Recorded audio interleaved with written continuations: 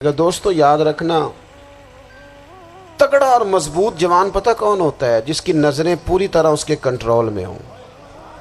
یہ علامت جوانی ہے۔ جس آدمی کا پوری طرح، دو لوگ دنیا میں کبھی کوئی کارنامہ سر انجام نہیں دے سکتے، ایک جو حرام کھاتا ہو، ایک جس کی نظر ناپاک ہو۔ محمد بن قاسم جب یہاں آئے تھے نا،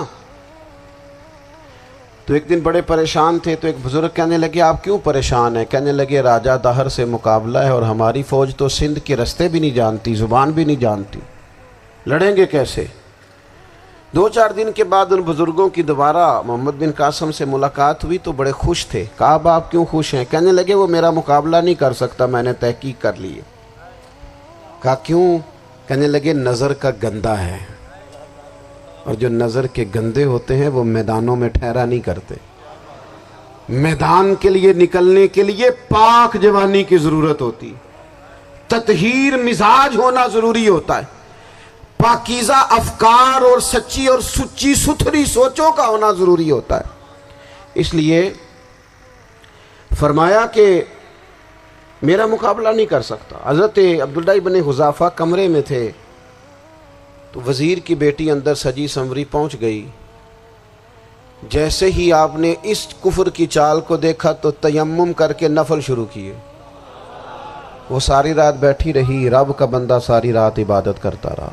عبادت بڑا سہارا ہے، مصلی بڑا سہارا ہے اللہ کے بندوں۔ صبح دروازہ کھولا، وزیر نے اپنی بچی سے پوچھنا چاہتا تھا رزلٹ کیا نکلا، تو وہ کہنے لگی پیچھے ہٹ جا، اب تیرا میرا تعلق کوئی نہیں، میں نے نبی پاک کا کلمہ پڑھ لیا۔ اس نے کہا میں نے بھی زمانہ دیکھا ہے، پر یہ کیا لوگ ہیں، کستوری کے بنے ہوئے، سندل سے دھلے ہوئے، کہ میں ساری رات کمرے میں رہی اور 100 اور 1000 آدمی جس جوان کا مقابلہ نہ کر سکے، اتنا طاقتور جوان کمرے میں رہا اور اس نے نظر اٹھا کے نہ دیکھا۔ او کچا رنگ للاری والا جڑا چڑھدا تے لیندا رہندا ہے، اے عشق تیرے دا رنگ محمد چڑھیا پھر نہیں لیندا۔ میں کہا ایک دفعہ نظر اٹھا کے نہیں دیکھا، کمال ہو گئی۔ اتنے بڑے لوگ، اتنی بڑی سعادت مندی، فیروز بختی، معاملہ فہمی حد ہو گئی۔ اللہ اکبر۔ دوستو بادشاہ جب پوری طرح ہار گیا نا، اس نے کہا مار دو۔ تیل گرم کیا ایک کڑاہی میں، اور جب آپ کو اس میں ڈالنے لگے تو آپ کی آنکھوں میں آنسو آ گئے۔ بادشاہ کا خیال ہوا شاید نرم ہو گئے ہیں، کہنے لگا روئے کیوں؟ فرمانے لگے سوچتا ہوں جان ہی ایک ہے، کتنا مزہ ہے اس کی راہ میں جان دینے کا، کتنی لذت ہے اس کے نام پر مرنے میں، کتنا لطف ہے۔ جے تو چڑھیا اتے دار بھی نہیں، تے جے تو وکیا عشق بازار بھی نہیں، تے ایڈا سستا سودا پیار بھی نہیں، تے ایڈا سستا لبدا یار بھی نہیں۔ کئی جنگل گانے پیندے نہیں، کئی دوزخ لنگنے پیندے نہیں، جے وہ اس ملوں بھی مل جاوے، ایدوں سستا ہور بپار بھی نہیں۔ تے کچھ سمجھ نہ آوے لوکاں نوں وہ کادے نال شہید کرے، ڈٹھی یار دے ہاتھ تلوار بھی نہیں، پر او دا خالی جاندہ وار بھی نہیں۔ کہنے لگے ایک جان ہے نا، تو دل کرتا ہے ہزاروں ہوتی تو ایک ایک کر کے محبوب کے نام پہ قربان کرتا، جب میرے پاس ہے ہی ایک، کروں کیا؟ حضرت عبداللہ ابن حذافہ رضی اللہ تعالیٰ عنہ جب روئے اور بادشاہ نے یہ بات سنی، تو بادشاہ اٹھ کے کھڑا ہو گیا، سارے وزیروں مشیروں کو کہنے لگا تم نے کہا تھا نا بندہ ضائع کرنے والا نہیں، یہ بھی ضائع کرنے والا نہیں۔ کہنے لگا میرا ماتھا چومو، تم جیسے لوگوں کو قتل نہیں کرنا چاہیے، آزاد کرنا چاہیے۔ عزیز اپنی زندگی سے نا یہ بہت زیادہ ہرس، ہوس، طمع، اور یہ کسی بات کی بھی ہو، ہرس صرف پیسوں کی نہیں ہوتی ہے، شہرت کی بھی ہوتی ہے،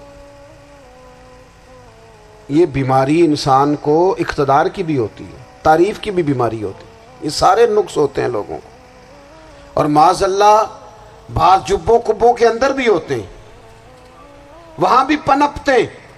اپنی زندگی جب تک اس سادگی میں نہیں لاؤ گے جو رسول پاک نے عطا فرمائی ہے، جب لوگ آسانیوں میں پوری طرح الجھ گئے تو پھر وہ دور ہوئے اور کفر چڑھ گیا۔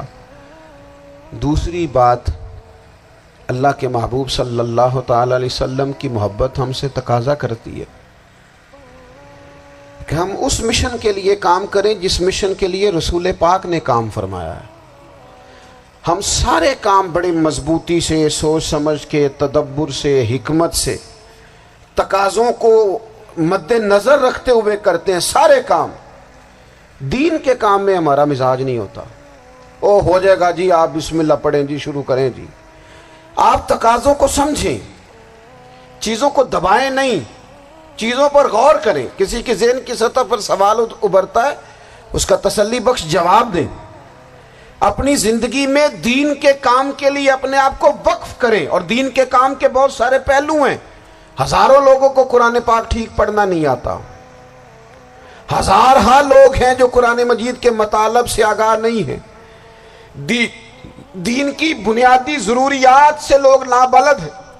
میں آپ کو کس طرح یہ بات سمجھاؤں کہ ہزاروں کی تعداد میں طلاقیں اس لیے ہوتی ہیں کہ مردوں کو طلاق کے مسئلے نہیں آتے، انہیں پتہ نہیں ہے کہ مجھے حقوق زوجین کے معاملے میں کیسے چلنا ہے۔ ڈھیر سارے گھروں میں تباہی اس لیے ہے کہ تربیت اولاد کا دینی منہج ہمیں نہیں پتا۔ اپنا حصہ ملائیں دین کے کام میں۔ ایک آدمی کو اگر تو نمازی کرنے میں کامیاب ہو گیا، تیری زندگی بدل گئی۔